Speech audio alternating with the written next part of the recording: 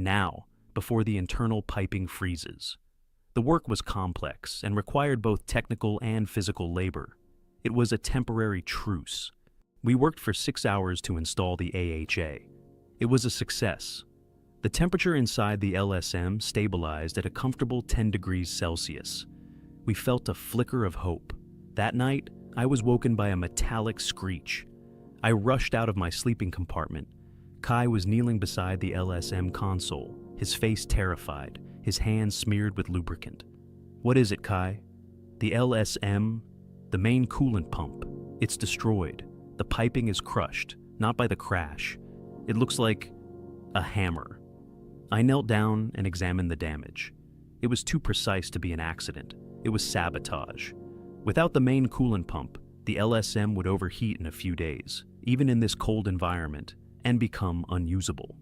We were forced to rely solely on the small, temporary AHJ, which consumed deuterium at a dangerously high rate. Our maximum remaining survival time had just dropped from 10 days to 4 days. "The transporter is our only option now," I stated, my voice heavy. "We have to move the LSM immediately, or we die here." Everyone looked at each other. They didn't need to ask who did it. The unspoken accusation hung heavy in the air. Costa was gone. The module had 2 emergency power rifles, which were strictly forbidden for use inside the camp. They were both missing, and so was Costa. And with him, Sarah Jones, the biologist, was also gone. I looked at the others, Kai, Zach, Michelle, and Oliver. They were scared, but they were my team. "Costa took the guns and Sarah," I stated, staring at the empty space where the rifles had been. "He took the biologist because he knows we need her to survive the environment. He didn't just sabotage the LSM to force a move. He sabotaged it to force my hand. He wants to beat me to the plateau and claim the Guardian's base for himself."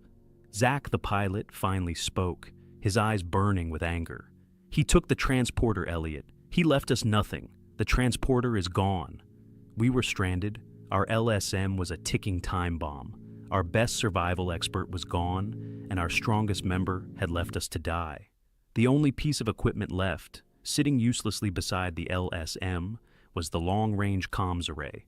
Heavy, massive, and completely useless without the main power core, which was also missing. Costa's plan was simple: leave us to die, claim the alien base with Sarah's help, and ensure he was the sole surviving authority when, if, help ever arrived on the classified echo frequency.